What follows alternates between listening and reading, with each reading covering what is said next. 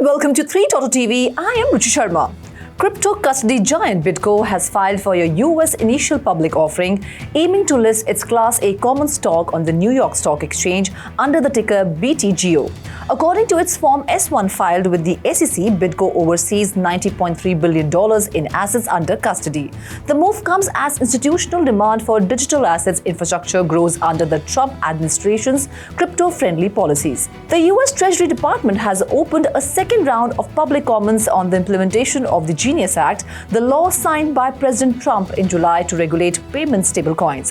While not required for enforcement, the Treasury said it is seeking input to strengthen its rulemaking process for stablecoin oversight. The act is designed to establish a framework for stablecoin payments across the US with final regulations pending.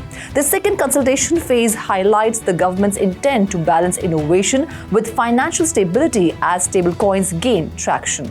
Circle, issuer of the USDe stablecoin, has committed to supporting a $20 million blockchain fund, CVVC, aimed at boosting early-stage startups in Africa. Based in the Cayman Islands, the fund will focus on ventures building payment systems and data infrastructure, where blockchain and stablecoins are seen as critical enablers of financial inclusion. Circle's involvement underscores its interest in expanding USDC-powered use cases across emerging markets, with the digital asset adoption growing rapidly. The FTX Recovery Trust has announced its third creditor payout totaling $1.6 billion scheduled for September 30th. Creditors are expected to receive funds within 3 business days of disbursement. This installment is part of the trust's broader mandate to return up to $16.5 billion to customers impacted by FTX's bankruptcy. Previous rounds have already provided partial relief, with each distribution gradually restoring confidence among creditors and stakeholders. The ongoing process highlights both the scale of FTX's collapse and the progress made in returning funds. Market watchers believe consistent disbursement may help reduce lingering concerns over lost assets in the crypto sector. The Commodity Futures Trading Commission has expanded its Digital Asset Markets Subcommittee under its Global Markets Advisory Committee, bringing in major crypto and finance leaders. Newly appointed members include Uniswap's Catherine Minarik, Aptos Labs' Avery Ching, BNY's James J. Hill, and Chainlink's Ben Sherwin. JP Morgan's representatives and Franklin Templeton executives also joined, with the JP Morgan executive tabbed as co-chair.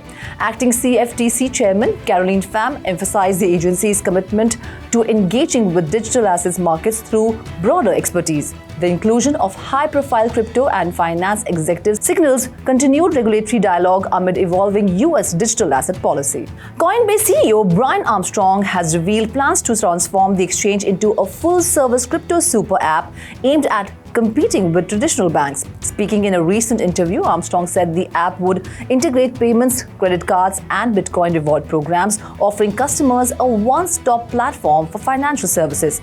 He stressed Coinbase's ambition to replace many functions of banks by leveraging crypto rails for faster, more efficient transactions.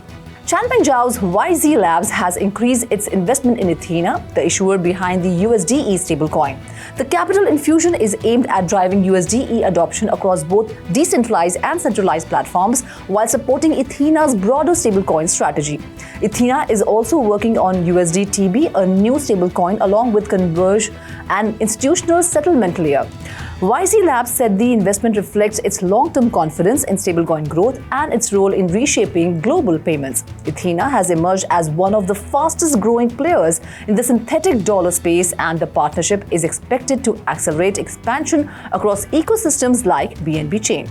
Ethena Labs has teamed up with institutional OTC desk Flowdesk to expand access to its stablecoins USDe and USDTB. The partnership comes as USDe surpassed $14 billion in market cap, making it the world's third largest stablecoin.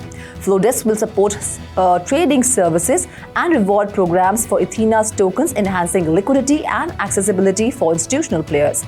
The collaboration highlights the rapid growth of Ethena's ecosystem, driven by strong demand for synthetic dollars in both centralized and decentralized finance. Market analysts say the surge reflects increasing interest in alternatives to traditional stablecoins, with Ethena positioning itself as a serious competitor. The South African government has released draft regulations under the Tax Administration Act of 2011 to comply with the OECD's Crypto Asset Reporting Framework. The framework, introduced in 2022, aims to address risks that crypto assets pose to international tax compliance. By adopting the standards, South Africa seeks to maintain global regulatory alignment and ensure compliance with international reporting requirements. The proposed rules will enhance oversight of crypto transactions and strengthen transparency across the financial system. Analysts see the move as part of a broader push by emerging markets to integrate into global regulatory and tax frameworks. NBA superstar Kevin Durant has regained access to his Coinbase account nearly a decade after losing control of it. According to Coinbase CEO Brian Armstrong, Durant had purchased Bitcoin on the platform years ago but lost access. The account was recently recovered with Coinbase's help, restoring Durant's holdings. Armstrong announced the news on X, celebrating the successful recovery. Durant, who has previously invested in crypto and blockchain startups, remained one of the most high-profile athletes associated with digital assets. The recovery highlights Coinbase's commitment to long-term account security and trust, even for dormant accounts dating back to early Bitcoin adoption. Well, that's all in this bulletin for now. This is Mruchi Sharma signing off. Keep watching 3.0 TV.